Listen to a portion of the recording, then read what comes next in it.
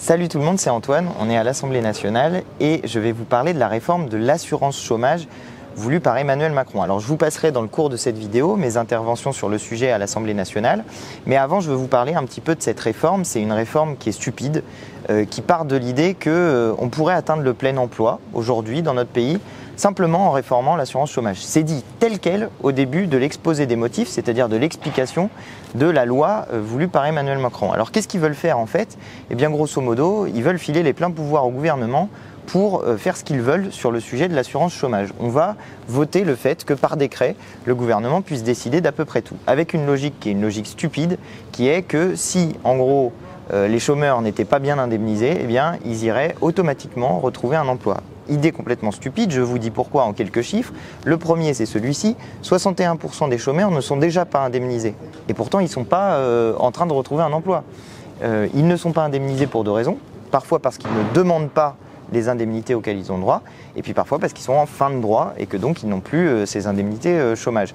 Donc si on partait de la logique du gouvernement, il devrait y avoir 61% des gens qui sont au chômage qui seraient déjà en emploi vu qu'ils n'ont pas d'indemnité. Bref, c'est une idée complètement fausse. Deuxième chiffre qui vous dit l'absurdité de cette logique, eh bien il y a un emploi pour 17 demandeurs d'emploi. Un emploi, pardon, non pourvu pour 17 demandeurs d'emploi. Vous voyez bien l'absurdité de cette idée voulue par Emmanuel Macron et le fait que finalement, pour faire diminuer le chômage, eh bien, il y a une manière simple d'agir, c'est de créer de l'emploi. C'est ce que nous proposions nous, avec la NUPES, avec la candidature de Jean-Luc Mélenchon à l'élection présidentielle. C'était justement de mettre en place des plans, une planification écologique, un plan sur la mer, un plan de nombreux domaines qui auraient permis de créer des emplois qualifiés, spécialisés et qui auraient permis du coup de faire baisser le chômage. Alors on en vient à mes interventions. J'ai fait un choix particulier dans ce débat, c'était de me centrer sur une question, la question de la régionalisation. Pourquoi c'est une question importante? Eh bien parce que, en gros, je vous l'explique très rapidement, le gouvernement veut avoir la possibilité de régionaliser l'assurance chômage. Qu'est-ce que ça peut bien vouloir dire que cette histoire? Ça veut dire la chose suivante. Vous auriez des droits différents en fonction de la situation économique de la région dans laquelle vous habitez. En gros, si vous habitez en Île-de-France où il y a plein d'emplois, eh bien vous auriez des droits au chômage qui sont moins élevés.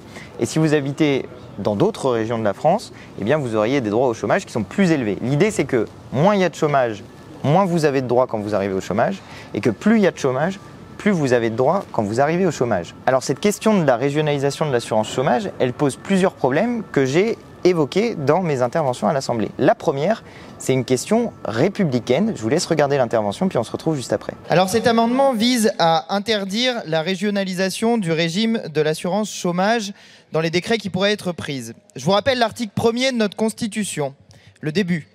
La France est une république indivisible, laïque, démocratique et sociale. Elle assure l'égalité des citoyens devant la loi. Indivisible. Or, cela serait mis en cause par le principe de régionalisation de l'assurance chômage. Démocratique. Or, cela est d'ores et déjà mis en cause par le fait que vous nous demandez les pleins pouvoirs pour décider tout ça par décret. Social. Or, tout cela est mis en cause par votre réforme elle-même, qui est fondamentalement antisociale.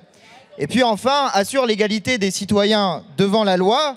Eh bien, s'il y avait une régionalisation, nous pourrions dire qu'il n'y a plus d'égalité des citoyens devant la loi, puisque cotisant pour des droits qui devraient être universels, nous aurions des droits différents en fonction des régions où nous habitons. Par cet amendement, nous vous proposons donc une chose simple, respecter la Constitution de notre pays. Vous voyez donc cette première intervention que j'ai faite, elle était sur le caractère anti-républicain, anticonstitutionnel en réalité de cette régionalisation de l'assurance chômage. Et puis j'en suis venu au deuxième point, c'est la question des effets pervers potentiels de cette réforme de l'assurance chômage. Pareil, je vous laisse regarder l'intervention et puis je vous retrouve juste après pour vous en dire deux mots. L'amendement vise à soumettre à avis consultatif des organisations de salariés le décret du gouvernement dans le cas où il y aurait une régionalisation. Alors tout à l'heure, je vous ai donné des arguments républicains sur la République, mais je ne vous ai pas convaincu, c'est pas passé loin, mais je vais essayer d'autres arguments du coup. Cette régionalisation, si jamais elle arrivait, elle créerait une concurrence néfaste à l'intérieur du pays. Je vous invite à réfléchir aux conséquences en partant de votre propre logique. D'abord, premier point, ça fait souhaiter le fait de décider qu'on aurait des meilleures conditions d'indemnisation si jamais il y a plus de chômage dans une région, ça fait souhaiter le fait qu'il y ait plus de monde au chômage. C'est-à-dire, vous avez plus intérêt, si vous êtes dans l'emploi, à ce que les gens autour de vous soient au chômage, parce que ça veut dire que si vous arrivez au chômage, boum, vous êtes mieux indemnisé. Donc première chose, ça crée de la division entre les Français. C'est immoral, il a raison, monsieur Clouet, c'est immoral.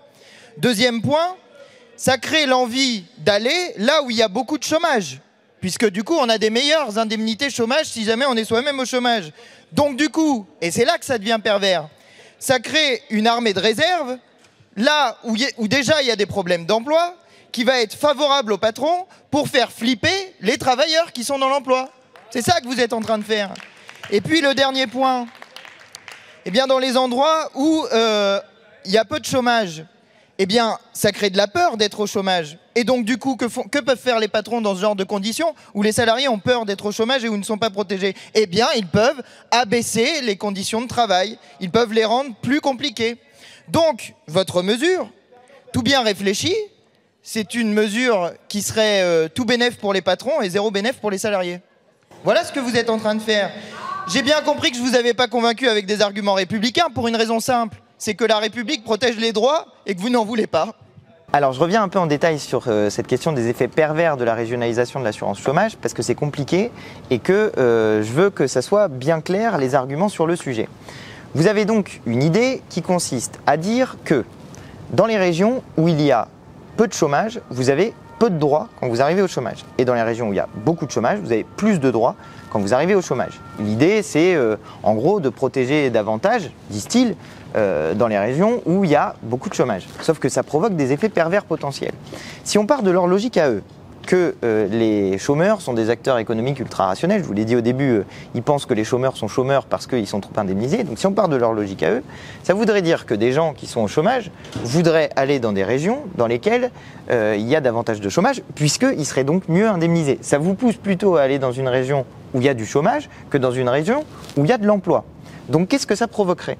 Ça provoque une tension supérieure sur le marché de l'emploi. Et en gros, dans les régions où il y a déjà peu d'emplois, eh bien vous allez vous retrouver dans une situation où les patrons se retrouvent avec une armée de réserve qui est prête à accepter n'importe quel emploi, puisqu'il y a déjà beaucoup de chômeurs autour et qu'on peut dire bah, attention, hein, si tu ne respectes pas les règles, tu vas finir au chômage. Si tu n'acceptes pas ces conditions de travail qui sont désagréables, tu vas finir au chômage. Si tu n'acceptes pas de faire un petit effort sur ton salaire, tu vas finir au chômage. Bref, ça crée une pression sur les salariés qui sont à l'intérieur de l'entreprise. Mais si on prend le bout de l'autre côté, dans les régions où il y a peu de chômage, eh bien vous avez un effet pervers qui est similaire, puisque du coup, comme il y a moins de droits au chômage, les salariés se sentent moins protégés et que du coup, par conséquent, ils vont être aussi plus enclins à accepter des conditions de travail difficiles, des baisses de salaire éventuellement. Bref, vous avez une situation d'ensemble qui crée des effets pervers. Et du point de vue de la logique des macronistes, c'est même pas logique, puisque je vous disais au début que dans leur tête, donc on arrête d'être au chômage quand on n'est pas assez indemnisé. Donc pourquoi ils créent des régions dans lesquelles il y a beaucoup de chômage, pourquoi ils créent des indemnités supérieures à cet endroit-là, alors même que de leur propre point de vue et de leur propre logique, eh bien, il n'y a aucun intérêt à faire ça, parce que sinon les gens retourneraient au chômage. Vous voyez, c'est complètement absurde, c'est complètement idéologique comme idée. Ils veulent en fait créer de la concurrence entre les régions, ils veulent diviser la France, et ils veulent faire en sorte que les salariés se regardent du coin de l'œil. Et justement, c'était l'objet de ma dernière intervention. Cette manière de penser, c'est une manière de penser qui divise le peuple. Je vous laisse regarder la dernière intervention et puis comme toujours, je vous retrouve juste après. Cet amendement, comme hier, vous propose d'interdire la régionalisation du régime de l'assurance chômage. J'explique rapidement ce que c'est pour celles et ceux qui nous écoutent.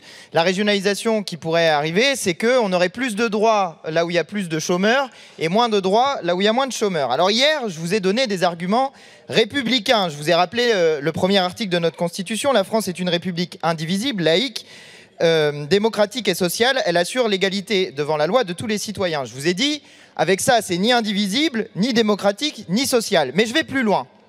Je rajoute un argument. Vous allez diviser le peuple. Et ça, c'est grave. Vous allez diviser le peuple parce que vous les divisez d'abord entre individus. Ça veut dire que quand on est au travail, on a plus d'intérêt à ce que notre voisin soit au chômage. Vous créez donc une division entre les individus. Mais vous divisez aussi la France entre régions, puisque on pourrait commencer à se dire, tiens, pourquoi celui-ci qui habite dans cette région où il y a beaucoup de chômage a des droits qui sont supérieurs aux miens. Donc vous créez la division du peuple. Or, Vous mettez en cause finalement un des principes fondamentaux de notre République, et je vous cite le site de l'Élysée sur les principes de la République. Vous n'allez pas me dire que vous n'êtes pas d'accord avec l'Élysée normalement. Le principe d'unité et d'indivisibilité garantit l'homogénéité des lois, des droits et des devoirs sur l'ensemble du territoire métropolitain et ultramarin. C'est donc un gros problème. Et finalement, c'est une vieille question, et ça a commencé dès la République elle-même. J'ai mis ma cocarde pour l'occasion. Le 25 septembre 1792, il y avait à l'Assemblée nationale un débat sur l'unité et l'indivisibilité de la République. Et notre camarade, Maximilien Robespierre, prenait la parole pour dire la chose suivante. « Déclarons que la République française formera un État unique, soumis à des lois constitutionnelles uniformes. Il n'y a que la certitude de l'union la plus forte entre toutes les parties de la France qui puisse fournir les moyens de repousser ses ennemis avec autant d'énergie que de succès. » Vous voyez, c'est une vieille question. À l'époque, les ennemis, c'était les monarchies coalisées contre nous. Aujourd'hui, c'est le chômage, et pour le vaincre, il faut l'unité du peuple, pas sa division. Merci, monsieur le député. Voilà, c'était donc le dernier argument que je voulais défendre, celui de la division du peuple. Alors c'est toujours un plaisir pour moi de citer Maximilien Robespierre à l'Assemblée parce que ça les fait toujours hurler et j'adore provoquer ce genre d'effet et ensuite lire ce qu'ils ont raconté au compte-rendu parce que moi j'entends pas ce qu'ils disent, donc après je vais regarder dans le compte-rendu. Mais j'en reviens au fond du sujet, la division du peuple. Ça, c'est la logique systématique des libéraux. Diviser le peuple, diviser pour mieux régner en réalité. Ils cherchent à nous diviser pour que nous ne soyons pas unis dans des revendications sociales communes. Ils cherchent à nous diviser par exemple entre quartiers populaires et zones rurales. Ils cherchent à nous diviser entre fonctionnaires et salariés du privé. Ils cherchent à nous diviser entre salariés au SMIC et salariés de la classe moyenne. Bref, ils cherchent en permanence à nous diviser car ils savent très bien que si nous sommes unis dans la lutte, que si nous sommes unis par des revendications communes, eh bien nous allons directement regarder là où il y a de l'argent, et de l'argent il y en a, dans les poches du patronat, comme dit la chanson. Mais de l'argent, il y en a. On a en ce moment des super profits qui sont générés par des grandes entreprises. Et dans le même temps, on est en train de nous dire qu'il faut faire des économies sur les chômeurs, sur ceux qui n'ont pas d'emploi. C'est une situation qui est indécente. Mais ça va plus loin. C'est un truc d'ensemble dans la société, voulu par le macronisme, cette division du peuple. On nous invite toujours à regarder ceux qui ont un petit peu moins de droits que nous, pour que eh bien, nous soyons contents du fait qu'on ait des droits, mais qu'on se dise en même temps « Ah, mais regardez, ceux-là, ils profitent du système. » Cette logique-là, dire ceux qui profitent du système, eh bien, c'est une mauvaise logique, parce que c'est une logique qui, au final, s'en fait sans prendre à nos propres droits. Le droit au chômage, c'est un droit que tout le monde a. On est en ce moment tous en train de cotiser par notre travail pour que si un jour on se retrouve au chômage, eh bien on soit aidé financièrement. On ne peut pas dire aux gens qui ont vu fermer leur usine que c'est des paresseux. C'est pas vrai, c'est pas ça qui s'est passé. Les paresseux, c'est les patrons qui sont en train de délocaliser les entreprises pour pouvoir n'avoir rien à faire, profiter de gros bénéfices en délocalisant les productions dans des endroits où il y a des bas salaires pour qu'ensuite on vende ces produits aux gens qui se retrouvent au chômage du coup parce qu'on a fermé leur usine. Donc il faut arrêter avec cette idée de la division du peuple. C'est la même chose sur les retraites. Ils essayent de nous diviser. Ils essayent de nous diviser entre ceux qui ont tel ou tel régime plutôt que de nous dire que, ce que nous proposons nous, il faudrait en venir à un régime de retraite à 60 ans, à taux plein, avec 40 annuités, le même pour tout le monde qui permettrait de faire en sorte qu'on ait des droits plus élevé, mais universel.